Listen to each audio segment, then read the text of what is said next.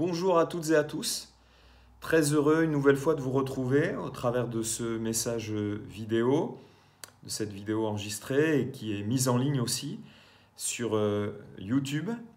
Et donc je salue non seulement les frères et sœurs de l'Église évangélique d'Elbeuf, mais aussi tous ceux qui auront l'occasion de regarder cette vidéo. Que Dieu vous bénisse et que, au travers de ce partage, nous soyons encouragés et édifiés dans notre foi. Je vous invite à lire avec moi dans le premier livre des Rois, au chapitre 19 et au verset numéro 1. C'est une lecture peut-être un petit peu plus longue que d'habitude, mais je pense que c'est important que nous la fassions dans son intégralité, en tout cas pour ce qui concerne cet épisode de la vie du prophète Élie, puisque c'est de lui dont il s'agit. Donc, premier livre des Rois, au chapitre 19 et au verset numéro 1. Akab, qui est le roi en Israël à ce moment-là, rapporta à Jézabel, son épouse, tout ce qu'avait fait Élie et comment il avait tué par l'épée tous les prophètes, les faux prophètes, les prophètes de Baal. Jézabel envoya un messager à Élie pour lui dire que les dieux me traitent dans toute leur rigueur si demain, à 7 heures, je ne fais de ta vie ce que tu as fait de la vie de chacun d'eux. Élie, voyant cela, se leva et s'en alla pour sauver sa vie. Il arriva à Beersheba, qui appartient à Juda, et il y laissa son serviteur. Pour lui, il alla dans le désert où, après une journée de marche, il s'assit sous un genêt et demanda la mort en disant « C'est assez, maintenant, Éternel, prends mon âme, car je ne suis pas meilleur que mes pères. » Il se coucha et s'endormit sous un genêt, et voici un ange le toucha et lui dit « Lève-toi, mange. » Il regarda, et il y avait à son chevet un gâteau cuit sur des pierres chauffées et une cruche d'eau. Il mangea et but, puis se recoucha. L'ange de l'Éternel vint une seconde fois, le toucha et dit « Lève-toi, mange, car le chemin est trop long pour toi. » Il se leva, mangea et but, et avec la force que lui donna cette nourriture, il marcha 40 jours et 40 nuits jusqu'à la montagne de Dieu à Horeb. Et là, il entra dans la caverne et il y passa la nuit. Et voici, la parole de l'Éternel lui fut adressée en ces mots « Que fais-tu ici, Élie ?»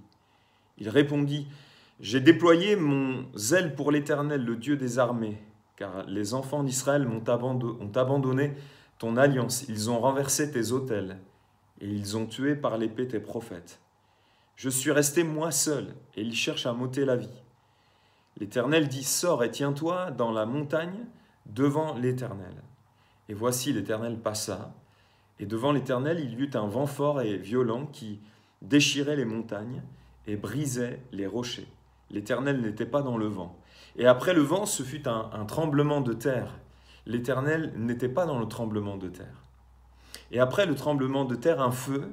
L'Éternel n'était pas dans le feu. Et après le feu, un murmure doux et léger.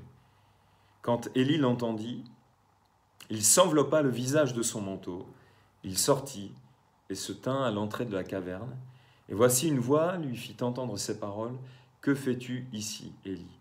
Il répondit « J'ai déployé mon zèle pour l'Éternel, le Dieu des armées, car les enfants d'Israël ont abandonné ton alliance. Ils ont renversé tes autels, et ils ont tué par l'épée tes prophètes. Je suis resté, moi seul, et ils cherchent à m'ôter la vie. » L'Éternel lui dit « Va, reprends ton chemin par le désert, jusqu'à Damas, et quand tu seras arrivé, tu oindras Hazaël pour roi de Syrie, tu oindras aussi Jéhu, fils de Nimshi, pour roi d'Israël, et tu oindras Élisée, fils de Shaphat d'Abel-Méhola, pour prophète à ta place. Amen. Je vous propose, si vous le voulez bien, simplement que je puisse prier pour ces instants, que Dieu nous bénisse au travers de sa parole. Père, nous voulons simplement te prier pour que, au travers de ce qui sera partagé maintenant, notre foi soit édifiée et que ces choses qui sont méditées, partagées, contribuent à nous édifier, à nous encourager, à fortifier notre foi. qu'elle nous amène à mieux te connaître. Père, nous prions au nom de Jésus, ton Fils, qui nous a été donné et par lequel nous sommes réconciliés avec toi, par lequel nous sommes pardonnés de nos péchés, sauvés. Amen. Bénis ces instants, je te prie au nom de Jésus. Amen. Il y a divers qualificatifs qui ont été donnés à ce passage de la vie du prophète Élie, qui était un homme de Dieu remarquable, dont Jésus parle d'ailleurs. Certains ont parlé de dépression, ont donné pour qualificatif à ce passage ou à ces circonstances ou à ce que Élie vivait, la dépression d'Élie. Certains ont parlé du burn-out d'Élie. Et puis d'autres ont parlé également du découragement d'Élie. Et même certains ont dit la fuite d'Élie. Alors, quels que soient le ou les termes les plus appropriés le concernant, je crois que c'est un passage qui est très intéressant, et cela pour plusieurs raisons. La première, je crois que c'est Dieu qui a voulu que cet épisode de la vie du prophète Élie soit consigné dans sa parole et parvienne jusqu'à nous. Et je crois qu'en faisant ainsi, Dieu souhaite tout simplement nous encourager ceux et celles qui passent peut-être par des circonstances similaires, qui à un moment donné de leur vie, de leur existence, sont à bout de force, sont découragés, déprimés peut-être, dans le désespoir, quelles que soient les raisons, même si je crois que ce passage de la vie d'Élie s'inscrit ou s'apparente plus au combat spirituel au travers de la personne de Jézabel, à l'opposition de l'ennemi vis-à-vis d'Élie et vis-à-vis de Dieu et de son œuvre. Élie signifie « Mon Dieu est l'Éternel ». Je répète, « Mon Dieu est l'Éternel ». Et il est une chose certaine, c'est que c'est l'Éternel qui est Dieu. Je ne sais pas si vous faites la différence entre ces deux termes. Malheureusement, quelquefois, nous ne la faisons pas, mais elle est réelle. Une chose donc est certaine, c'est l'Éternel qui est le seul Dieu. Les autres ne sont que des idoles créées par les hommes. Le Dieu unique et véritable, c'est l'Éternel qui se révèle par d'autres noms également. La Bible nous dit dans 1 Roi 18, 39, et cela nous renvoie à un épisode précédent de la vie d'Élie, que lorsque Élie se trouvait confronté au faux prophète, que le feu du ciel est descendu, que l'Éternel a fait la démonstration que Baal et Astarté étaient des faux dieux, tout le peuple dira, dans 1 Roi 18, 39, quand tout le peuple vit cela, ils tombèrent sur leur visage et dirent « C'est l'Éternel qui est Dieu, c'est l'Éternel qui est Dieu ».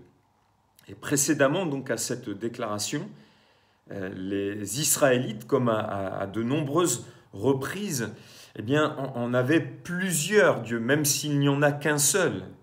Mais leur culte était, comment dirais-je, comme un mélange d'adoration à l'Éternel, mais aussi à d'autres dieux comme Baal et Astarté, qui en réalité ne sont que des idoles. Élie n'a qu'un seul Dieu, c'est l'Éternel qui est son Dieu.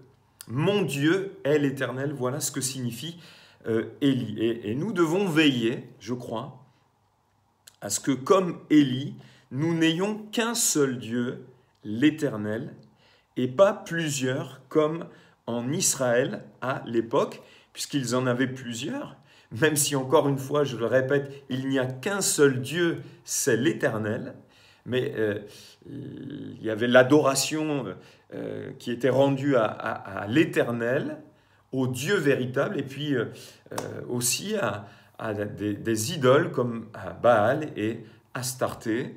Le prophète Élie dira « Jusqu'à quand clocherez-vous des deux pieds ?» Donc il y avait quelque chose de boiteux dans leur vie. Et pourquoi je dis cela? Parce que nous devons veiller encore une fois à ce que dans notre vie, il n'y ait qu'un seul Dieu et que ce soit l'Éternel et qu'il n'y en ait pas plusieurs. Même si aujourd'hui, le diable ne veut pas nous séduire par les idoles de l'époque, Baal, Astarté, et il y en avait d'autres encore, que les nations étrangères adoraient, l'argent peut devenir une idole, un dieu, les enfants, mon épouse, mon mari, le matérialisme, les loisirs, le service même pour Dieu peut devenir quelque part une idole, des choses devant lesquelles nous nous prosternons et que nous finissons par adorer, auxquelles nous consacrons bien des choses. Mais pour Élie, son Dieu, c'est l'Éternel. Et nous devons veiller à ce que notre seul Dieu soit l'Éternel. Je crois que Élie a pu ramener d'autres sur le chemin qu'il empruntait, c'est-à-dire l'adoration unique et seule de l'Éternel.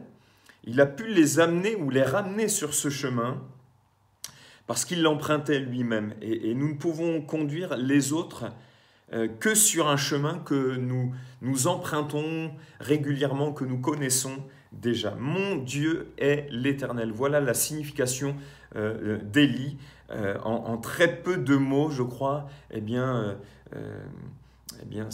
c'est l'expression même de ce qu'il vit, de sa vie. Mon Dieu est l'Éternel. Très peu de mots qui traduisent bien à qui le cœur d'Élie est attaché. Alors cet épisode de la vie d'Élie fait suite à l'épisode du mont Carmel, j'en parlais tout à l'heure, où le cœur partagé d'Israël est ramené vers l'Éternel et où 450 prophètes de Baal et vraisemblablement d'Astarté sont égorgés. Élie devient une cible à ce moment-là pour l'ennemi, pour Jézabel, qui exerçait en réalité une autorité sur Akab, qui manifestait une certaine, je crois, lâcheté. Et pourquoi je dis cela? Les plus grandes victoires pour le royaume de Dieu, les plus grandes avancées sur le plan spirituel, peuvent être suivies des plus grandes oppositions, tant sur le plan de la communauté des croyants, l'Église, que sur le plan personnel. Ce que Élie a fait, ce qui s'est passé au mont Carmel, a déclenché quelque part une réaction de Jézabel. Et je crois vraiment que les plus grandes victoires, les plus grandes avancées, les plus grands progrès sur le plan spirituel déclenchent vraiment l'opposition plus grande encore, alors qu'elle existe déjà, de l'ennemi de notre âme qui cherche par tous les moyens, et c'est ce que Jézabel cherche à faire ici, à nous intimider, à nous mettre hors jeu quelque part, même si l'œuvre de Dieu n'est pas un jeu, mais vous comprenez dans quel sens je le dis. Quel que soit notre appel, il faut être conscient que chaque enfant de Dieu est une cible pour l'ennemi, mais particulièrement ceux qui œuvrent à l'avancement du règne de Dieu. Et ceux qui œuvrent à l'avancement du règne de Dieu, le diable, par tous les moyens, cherche à les intimider, cherche à les atteindre. L'objectif de Jézabel est de neutraliser Élie en le mettant à mort. Et même si, pour un temps, elle a peut-être, par son intimidation, quelque part réussi, Dieu va manifester envers Élie tous ses soins et quelque part le restaurer afin qu'il poursuive la mission que Dieu voulait lui confier. C'est ce que vivent certains croyants aujourd'hui. On cherche à les faire mourir, on les menace de mort, on cherche à les neutraliser, comme Étienne à cause de leur foi. Mais c'est bon de nous rappeler les paroles du Seigneur dans Matthieu 10, 28. Ne craignez pas ceux qui tuent le corps et qui ne peuvent tuer l'âme, craignez plutôt celui qui peut faire périr l'âme et le corps dans la géhenne. Alors Élie, qui est face à ces 450 prophètes de Baal et d'Astarté au mont Carmel, et qui, quelque part, au travers de la voix prophétique qui est la sienne, au travers de ce qu'il met en œuvre, je crois, conduit par Dieu, remporte une grande victoire et finalement rencontre une grande opposition également, des menaces de mort, une intimidation qui est là. Et c'est ce que le diable cherche à faire. Il cherche dans l'œuvre de Dieu à nous mettre des coups. Et il faut être conscient de cela. Il y a un combat réel qui est spirituel. Et il faut, je crois, être prêt à prendre des coups dans l'œuvre de Dieu quand on sert, quand on œuvre. C'est ce que le diable cherche à faire. Et je disais hier dans un Zoom que nous avions avec les frères et sœurs de l'Église que la capacité, quelque part, d'un boxeur n'est pas tant de donner des coups, mais d'en recevoir. Bien sûr, d'en donner, mais aussi d'en recevoir. Et donc, devant cette intimidation, devant ces menaces, Élie va prendre la fuite. Il veut sauver sa vie. Et c'est tout à fait, je crois, légitime. Souvent, j'ai entendu des messages où quelque part, on ne tournait pas en dérision, mais on regrettait le fait que Élie ait pris la fuite. Même si ça peut paraître difficilement compréhensible par rapport à ce qui s'était passé précédemment, mais qui d'entre nous peut-être n'aurait pas agi de la même manière. Des paroles menaçantes, des hommes en guerre qui se lèvent aussi contre lui, eh bien, ont contribué à ce qu'il prenne la fuite. Alors, comment on peut expliquer un tel décalage entre ce qui s'est passé avant et ici, tout simplement nous rappeler la fragilité aussi de chacun d'entre nous qui apparaît à un moment ou à un autre. Et je crois qu'il y avait aussi la pédagogie de Dieu qui voulait l'amener à réaliser peut-être certaines choses. Il dira qu'il n'était pas meilleur que ses pères. Peut-être qu'il croyait qu'il était meilleur que ses pères, je ne sais pas. Mais le fait simplement de le dire... eh bien, des fois, Dieu permet certaines situations pour qu'on puisse aussi eh bien, mieux nous connaître, évaluer certaines failles ou fragilités qui peuvent exister chez nous, qui sont là et qui ont besoin d'être consolidées, sanctifiées par le Seigneur. La fatigue, le surmenage, en tout cas, je ne sais pas, on peut émettre des hypothèses. Toujours est-il que ce n'est plus la parole de l'Éternel qui le conduit, mais c'est la peur qui va le diriger, qui va conduire sa vie à ce moment-là. Il fuit pour sauver sa vie et finalement, au désert, sous un genêt, il demande la mort, il demande à Dieu de le reprendre. Il est à bout du rouleau, sur le plan émotionnel. On pourrait dire il n'en peut plus, quoi. Il y a comme un paradoxe peut-être qui peut s'expliquer par le fait qu'il part pour avoir la vie sauve, mais au bout d'un certain temps, il préfère demander à Dieu de le reprendre. Ce qui peut caractériser aussi Élie à ce moment-là, c'est le sentiment d'être seul. Je suis resté moi seul, même si ce n'est pas la réalité.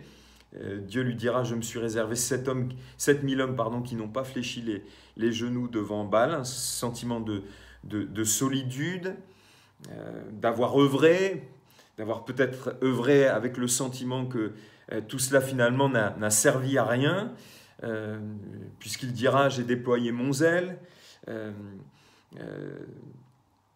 Les enfants d'Israël ont abandonné l'Éternel, je suis resté moi seul. Tout cela nous montre que Élie était un homme de la même nature que nous, pas seulement dans les choses glorieuses, triomphantes, mais aussi dans les fragilités, dans les faiblesses, dans les moments de découragement, dans les moments de faiblesse, tout simplement. Il n'était pas un surhomme en béton armé, blindé, contre tous les assauts de l'ennemi. Sa nature humaine le rendait aussi fragile que nous pouvons l'être quelquefois dans certaines situations. Et personne n'est à l'abri de faire un jour l'expérience de la limite de ses forces.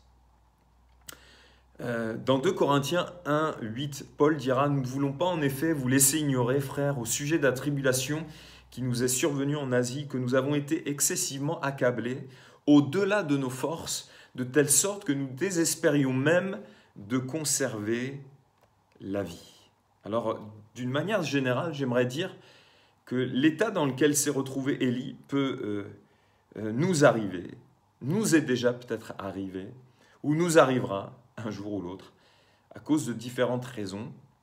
Ça peut être un terrain psychique fragile, le surmenage, le stress, des circonstances difficiles, un choc émotionnel ou affectif, des oppositions spirituelles. Mais on peut arriver à un moment donné, comme Élie, au bout du rouleau, avec un sentiment de solitude. On peut arriver avec un constat comme d'échec, et se dire finalement à quoi ça sert tout ce déploiement d'énergie. J'ai déployé mon zèle devant l'Éternel, finalement peut-être pour rien, et finalement on est au bout du rouleau, on fuit quelque chose, et finalement étant au bout du rouleau, on demande à Dieu de nous reprendre.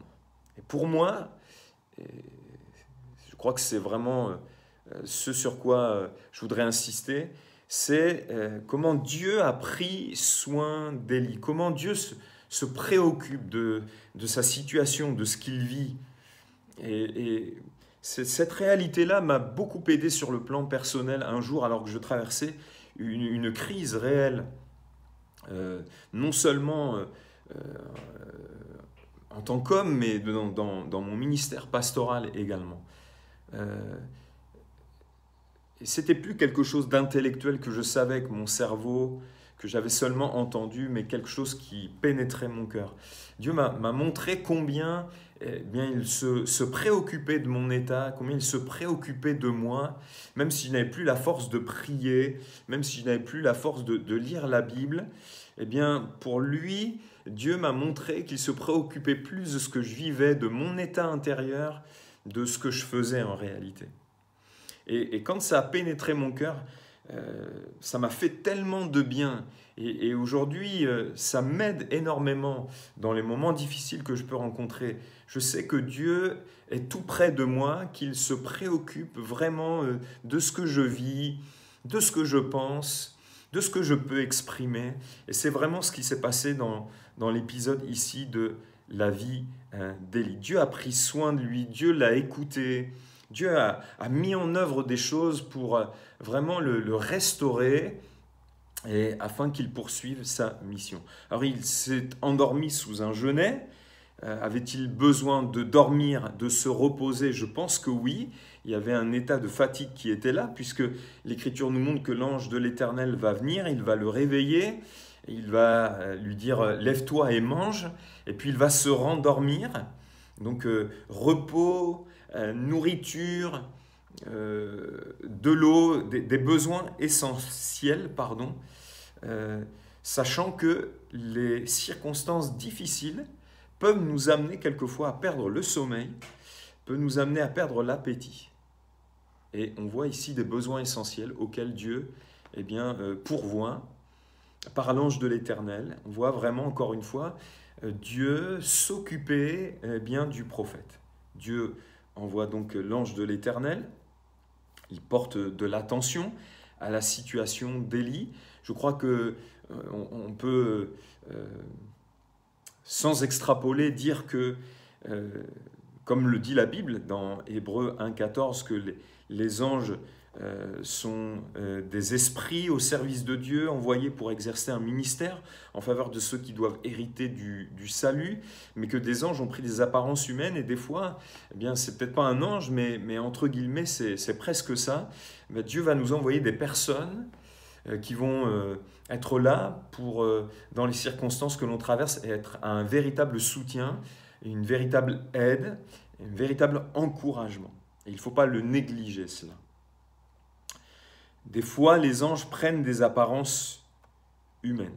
Alors, cette scène qui nous est racontée, l'ange de l'Éternel qui exhorte Élie à manger, à boire, à une portée, je crois aussi, et surtout symbolique, en mangeant la nourriture que Dieu nous donne, nous communique, la la parole de Dieu, et je ne parle pas seulement du logos, mais des rémas aussi que Dieu peut nous donner, des paroles personnelles qui s'appliquent à des circonstances personnelles, en buvant l'eau de l'Esprit, donc l'action de l'Esprit dans nos vies, eh bien le croyant est appelé à être restauré, à retrouver des forces lorsqu'il n'en a plus.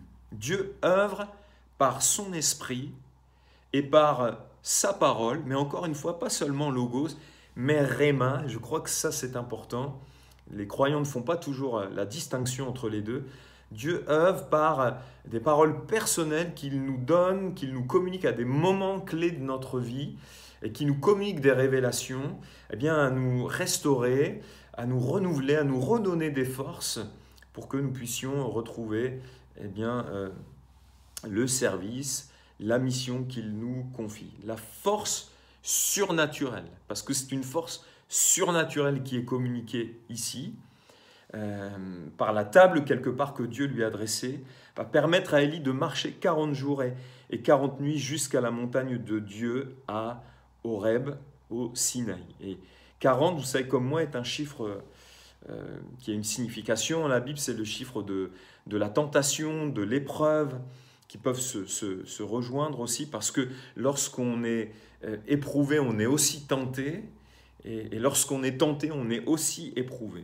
Donc, mangeant et buvant à ces choses que sont la parole de Dieu, le Saint-Esprit, l'action de l'Esprit dans notre vie, eh bien, les épreuves et les tentations que nous pouvons connaître, eh bien, nous serons rendus capables de les traverser dans notre pèlerinage terrestre ici-bas, et finalement, au bout, jouir de ce que la montagne de Dieu à Horeb représente, la présence de Dieu, la révélation,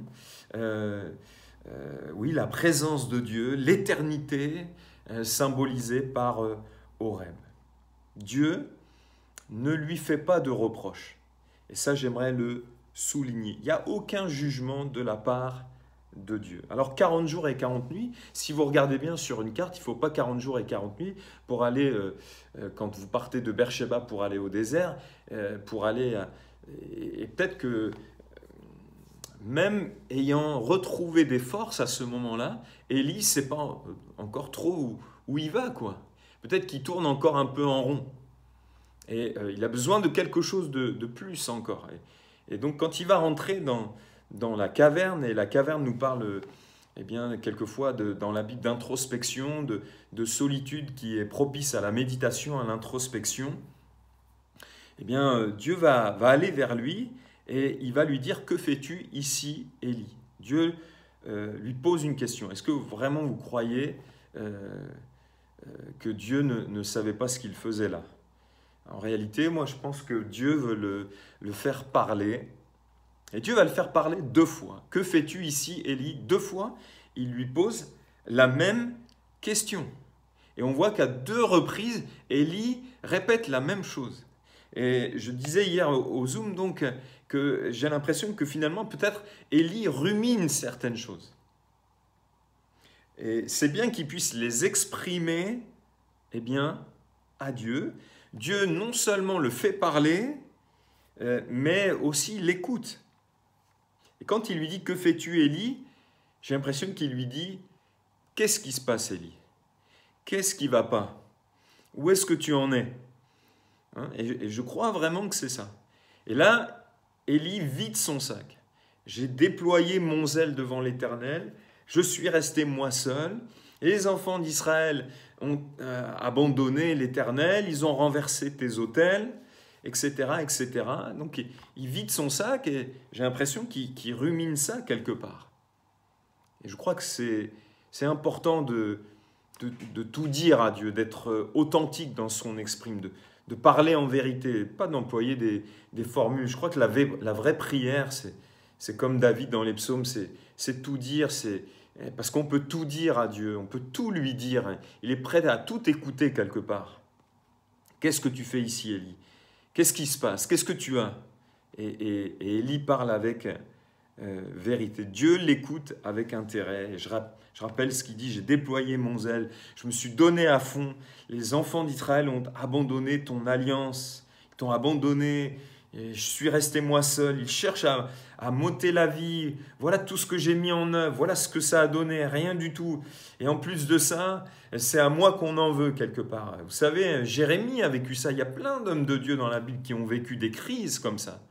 Et les crises, je crois, dans la vie avec le Seigneur sont salutaires quand on se pose les bonnes questions, quand on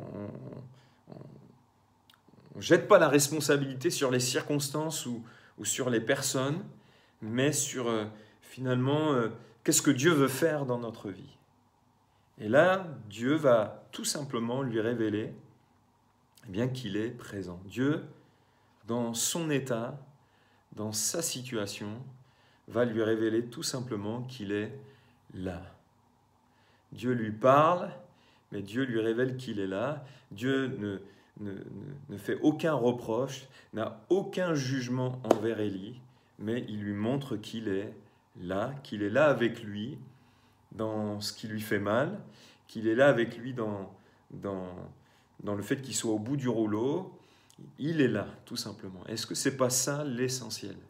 Que Dieu est là, que Dieu est avec nous, même dans ces moments difficiles que nous pouvons traverser.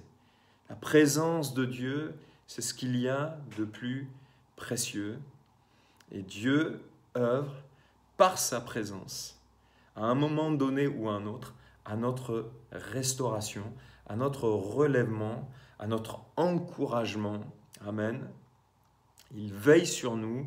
C'est un Père bienveillant. Gloire à Dieu. Et il met tout en œuvre à nous relever, à nous restaurer, comme il l'a fait dans la vie du prophète Élie, et à nous rétablir eh bien, dans notre service ou à nous conduire dans les choses qui restent devant nous et qu'il a préparées d'avance afin que nous les accomplissions. Personnellement, c'est toujours bon de me souvenir eh bien, que Dieu prend soin de nous quand tout va mal et qu'il est là, même si nous ne le voyons pas. Alors, prenez courage. Peut-être que vous passez par des moments difficiles comme Élie, des moments de crise, des moments de découragement, des moments peut-être de dépression, des moments où vous êtes au bout du rouleau. Parlez, dites tout à Dieu, recevez les paroles personnelles qu'il veut vous adresser, soyez renouvelés et fortifiés dans la foi. C'est le désir de Dieu, c'est le dessein que Dieu poursuit à votre égard. Il est là, il est présent, et sa présence est suffisante pour nous combler, nous rassurer, nous encourager, nous fortifier, nous faire du bien, nous relever. Amen. Il y a encore des choses de prévues, alors courage, mon frère, ma sœur, toi qui écoutes ce message, que Dieu te bénisse. Amen.